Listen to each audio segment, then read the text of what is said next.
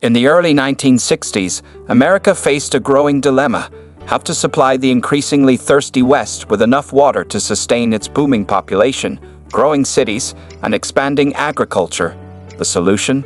A mind-boggling proposal by an ambitious private company that aimed to reroute the rivers of Canada and Alaska to parched parts of North America, including the US and Mexico. The price tag? A cool $1 trillion in today's dollars. Welcome to the story of the North American Water and Power Alliance, or North American Water and Power Alliance, a mega-project so vast, it makes the Hoover Dam look like a backyard pond. How America's water problem began. After World War II, the United States entered a golden age of prosperity. Between 1946 and 1964, over 76 million babies were born, igniting a population boom unmatched in American history. Simultaneously, industrial production soared, with factories churning out consumer goods instead of war machines. But this economic boom had a hidden cost: water, and lots of it. From 1950 to 1960 alone, water withdrawals jumped from 180 billion to 270 billion gallons per day. The sharpest increase in demand came from the arid western states California, Nevada, Arizona, and western Texas, where rainfall is scarce and evaporation is high. The rapid urbanization of these dry regions meant water had to be secured not only for people, but also for agriculture and industry. Mexico, especially its northern region, faced similar challenges: high demand, low supply, and a growing population. Dams, reservoirs, and canals. In response to these pressures, the U.S. embarked on an ambitious era of dam building. Structures like the Parker Dam, Glen Canyon Dam, and most notably, the Hoover Dam rose to national importance. Completed in 1936, the Hoover Dam is a true engineering titan, over 220 meters tall and almost 380 meters long, spanning the Colorado River and creating Lake Mead, the largest reservoir in the U.S. At its peak in the 1960s, the lake held 5.5 trillion gallons of water. These dams did not just store water, they also generated clean, hydroelectric energy, turning natural water flow into power for millions of homes. But even with these marvels in place, experts began to ask, what happens when these systems reach their limits? The man with the $1 trillion vision. Enter Ralph M. Parsons, a bold and visionary engineer. After founding his company in 1944, Parsons quickly established himself in elite engineering circles, working on projects like rocket engine test stands, oil refineries in Turkey, and missile launch sites in California. But it was his connections in government and his flair for ambitious planning that led him to pitch one of the most audacious proposals in American history. Parsons proposed a single solution to end chronic water shortages across North America. North American Water and Power Alliance, the North American Water and Power Alliance. North American Water and Power Alliance. This is where the North American Water and Power Alliance proposal takes a dramatic turn. Instead of simply constructing more dams in the arid West, Ralph Parsons envisioned a colossal redirection of water from the wettest parts of the continent, including Alaska and northwestern Canada, down to some of the driest regions, such as the American Southwest and northern Mexico. The ambitious plan involved damming the Yukon River near its source in Alaska to create a vast reservoir and diverting additional water from British Columbia's Liard and Peace rivers.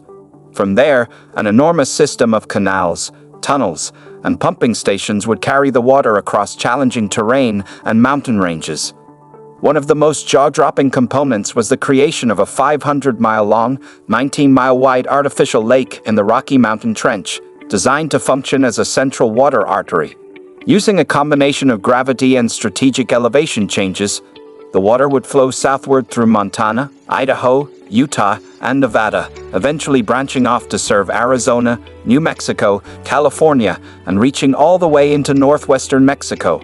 Along the route, the flow would also generate massive amounts of hydroelectric power, making the system not just a water lifeline, but an energy source as well. Canada and Mexico's slice of the pie. North American Water and Power Alliance wasn't just about benefiting the United States. Canada would receive enhanced water flow into the Great Lakes Basin, helping to stabilize seasonal water levels and improving navigation and trade routes. It even included the idea of a transcontinental canal connecting Alberta to Lake Superior. Mexico, meanwhile, would see a threefold increase in irrigable land and access to over 2 gigawatts of power, some of it generated on Mexican soil. It was framed as a potential leap forward for Mexico's economy and standard of living. A mega plan with mega numbers. Ralph Parsons and his team put forward an incredibly ambitious vision, with North American Water and Power Alliance predicting it could deliver 78 million acre-feet of water to the U.S. every year. This would expand irrigable land by over 60,000 square miles, revitalizing American agriculture. The project aimed to generate 3.88 gigawatts of hydroelectric power, contributing to clean, renewable energy across the nation. It was also expected to create 4 million jobs, providing a major boost to employment across various sectors. Economically, it promised to increase national income by $30 billion annually, adjusted for today's value. Construction plans were equally massive, involving 369 major infrastructure projects requiring 200 million stacks of cement, 30 million tons of steel, and 100,000 tons of copper and aluminum. The projected timeline for completion was 30 years. From a technical standpoint, engineers at the time confirmed that the project was entirely feasible. However, financial cost, environmental concerns, and multinational coordination proved to be daunting obstacles. As impressive as the numbers were, making it all happen was a different story. So why wasn't North American Water and Power Alliance built? In the end, the biggest obstacle to North American Water and Power Alliance was not engineering, it was money. The project's initial cost was pegged at $100 billion in the 1960s, which translates to over $1 trillion today. To put that into perspective, the entire interstate highway system, which revolutionized American transportation, cost about half as much. Funding North American Water and Power Alliance would have demanded unprecedented financial collaboration between the United States, Canada, and Mexico, each sharing the cost and depending on the others to stay committed. The political risks were massive. If even one nation backed out mid-construction, the entire project could collapse. While the idea gained early support from influential figures like Congressman Jim Wright and Senator Frank Moss, enthusiasm eventually fizzled. As the 1970s rolled in, a wave of challenges hit: economic instability, global oil crisis, and most significantly, the rise of environmental consciousness. These shifting priorities made such an enormous, disruptive project far less politically viable, and North American Water and Power Alliance was quietly shelved. The final nail in the coffin. As environmental awareness surged in the 1970s, North American Water and Power Alliance quickly found itself in the crosshairs of growing ecological resistance. Environmental groups began to voice fierce opposition, warning that diverting major rivers like the Yukon would have catastrophic effects on fish populations and aquatic ecosystems. One of the project's centerpieces, flooding the Rocky Mountain Trench to create a massive reservoir, would have obliterated vast stretches of untouched wilderness, displacing countless species and eliminating wetlands crucial to regional biodiversity. Perhaps most concerning was the impact on indigenous communities, particularly in northern Canada's Yukon Territory, where they comprised over 20% of the population.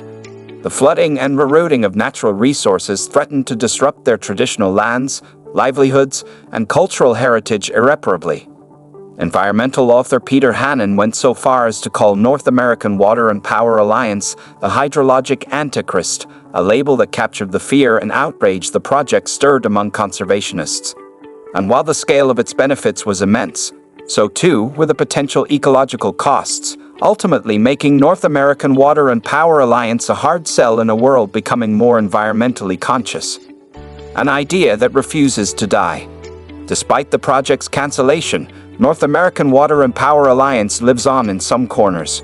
Political activist Lyndon LaRouche and his followers championed the plan throughout the 1980s and 1990s. Even in 2012, they released a report titled North American Water and Power Alliance 21, pushing for a modern revival. Though it's unlikely North American Water and Power Alliance will ever be built in its original form, its legacy sparks important conversations. How do we secure water for future generations? Can mega engineering solve climate-related resource issues?